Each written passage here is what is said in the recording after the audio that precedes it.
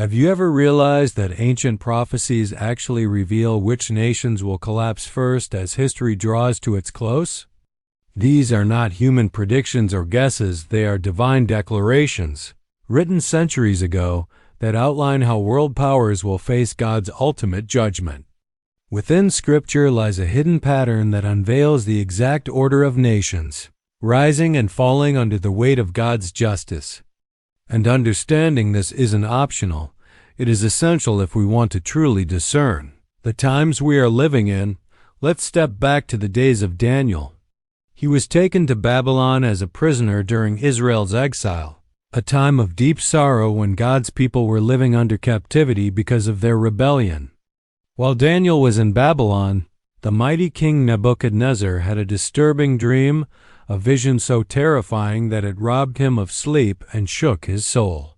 This wasn't just a restless nightmare.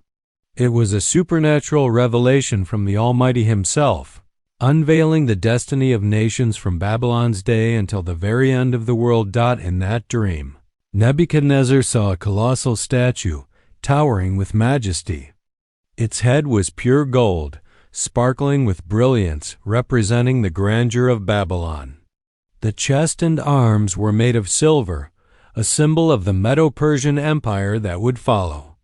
The belly and thighs of bronze pointed to the coming Greek Empire under Alexander the Great. The legs, crafted of iron, stood for the Roman Empire with its unmatched military power. Finally, the feet were a strange mix of iron and clay, unstable, fragile, and divided. Each metal represented a different world power.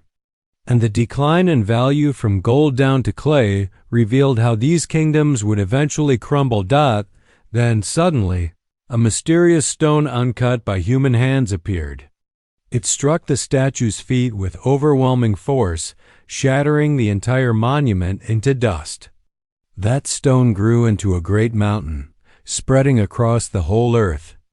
This stone represents God's eternal kingdom, a rule that will replace every human government and stand forever when all earthly nations have collapsed.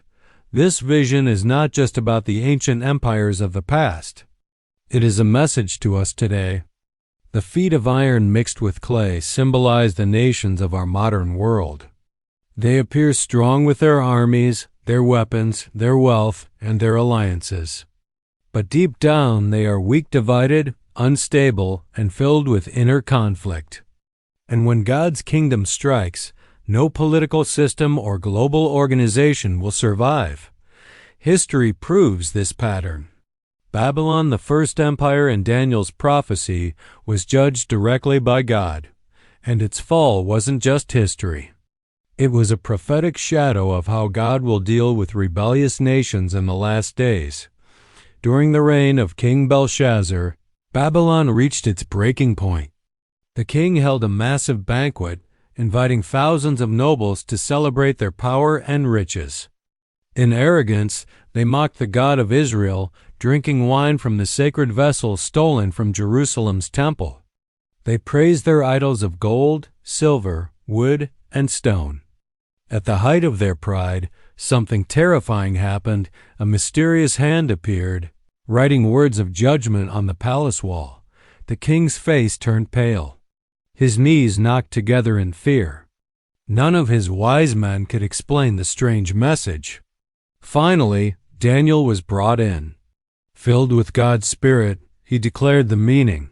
Babylon's days were numbered. The king had been weighed and found lacking, and the empire would be divided and handed over to the Medes and Persians. That very night, Belshazzar was killed, and Babylon fell.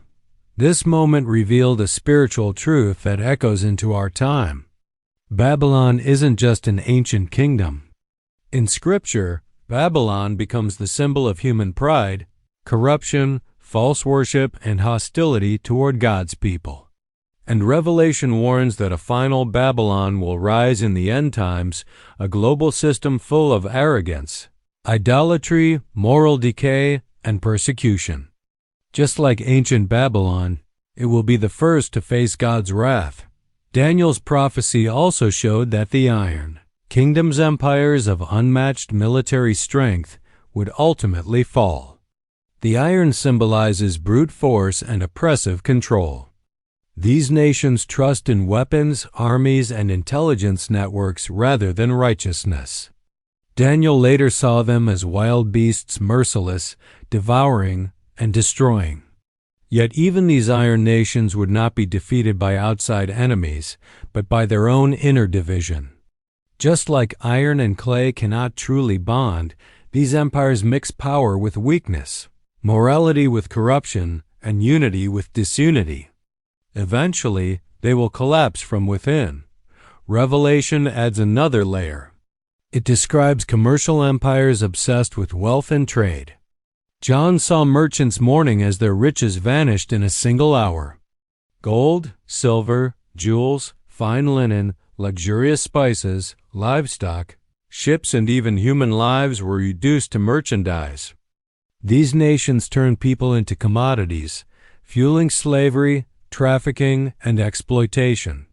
When God's judgment comes, their wealth will collapse instantly, leaving leaders and traders weeping in despair.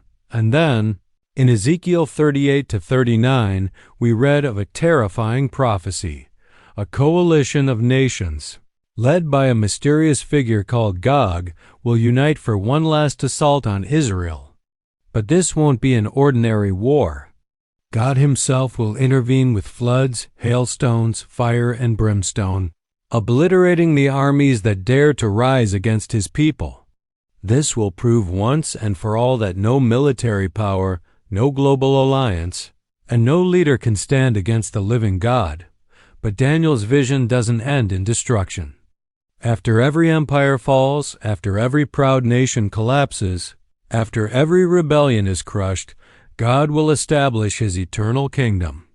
Daniel declared that in the days of these kings, the God of heaven will set up a kingdom that will never be destroyed.